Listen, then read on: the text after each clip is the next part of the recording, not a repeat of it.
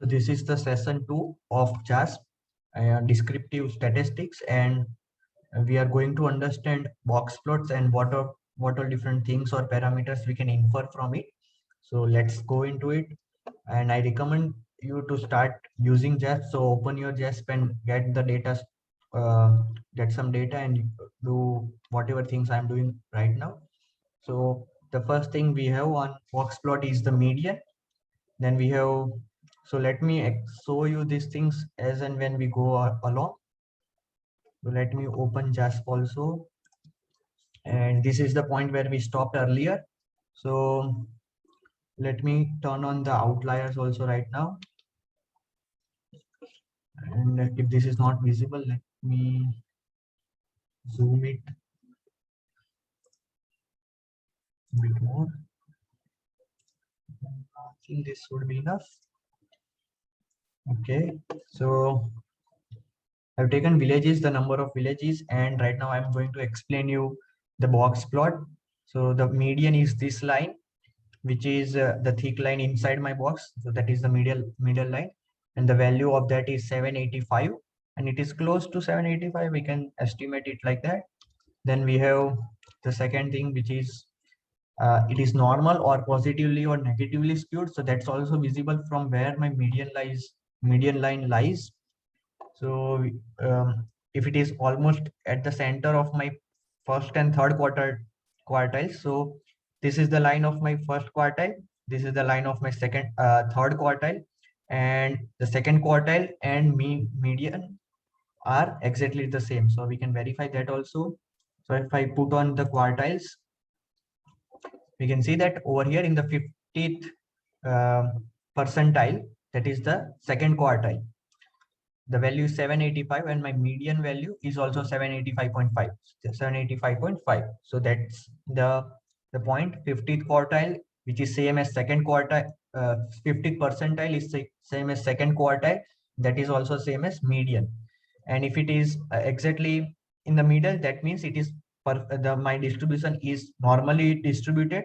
And if that line has been on upper side, that means it has been negatively distributed, so negatively skewed. So that is a bit not intuitive. If it goes higher, it means it is negatively skewed. If it comes lower, it means it is positively skewed. That is because, let's go back to our chart. So my mean is going to be higher than median, or my mean is going to be lesser than median. So that will define it is positively or negatively. So if just to make sure that it is normal or not normal, we can easily estimate it from where my median line lies between or inside my box. So that is the second point. Then we have quartiles, so which I have explained already. This is first quartile, this is second quartile, this is third quartile. Then we have median, which was equal to second quartile. Then we have interquartile range, which is also called as IQR, and mathematically its value will be Q3.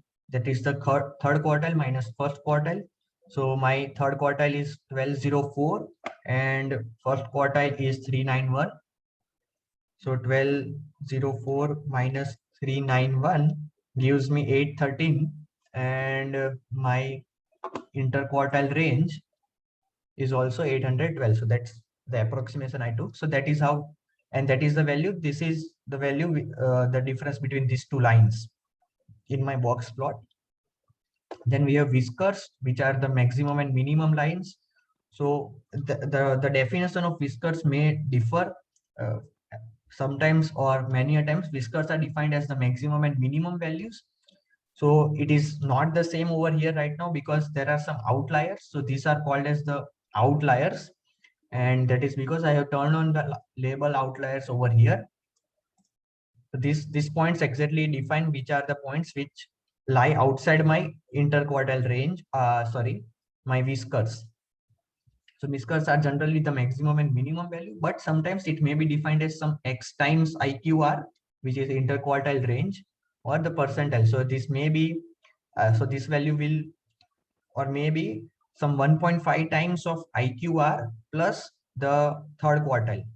So my third quartile is 1204 plus 1.5 times my IQR, which is 812.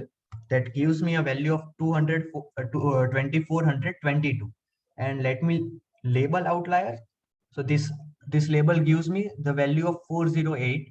That 408 is not the value, that is the data point I need to look at.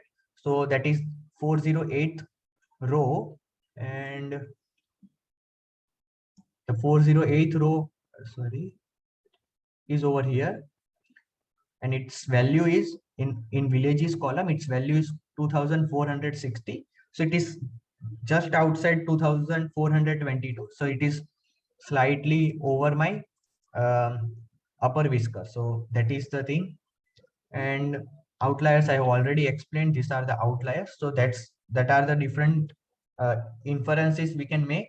Then let's go to violin. So violin is actually how my distribution has been plotted. So this actually plots my distribution over the various values of number of villages, and this will be exactly equal to what my distribution plot will go see or give me. So so when we just rotate it horizontally, and obviously on the other side, so this value is 0, which comes over here. So the value is 0 at around 800. My value goes to maximum. So that's inferred from here that at 800 my value is maximum. And as I go towards around 2500, it is almost 0. So my distribution plot is horizontally put on my box plot, and that's how I get the violin element.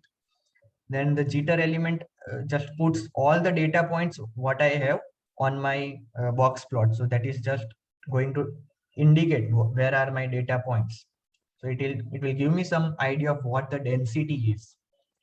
And display density, so this will give an indicated density of my data points. And from there also we can get some inference of what my value of skewness and kurtosis will be. So we have seen that this value is shifted towards the left, so the skewness value should be positive. And let's check that also. So my skewness value has come, and that is value a positive value. And kurtosis, it's like almost as per the peak, but it may be larger than the peak. So maybe we can assume a peak over here, and it is higher than the peak. So my kurtosis value is larger than 0. So that's how we can make some direct inferences from my distribution plot and box plot. And we may end over here. In next video, I'll go and use Excel sheet along with our JASP and compare how the values are differing or not, or how much time I'm going to consume when I use Excel sheet, and how much time I need to put in. Just click over here and use JASP. So that's all. Thank you.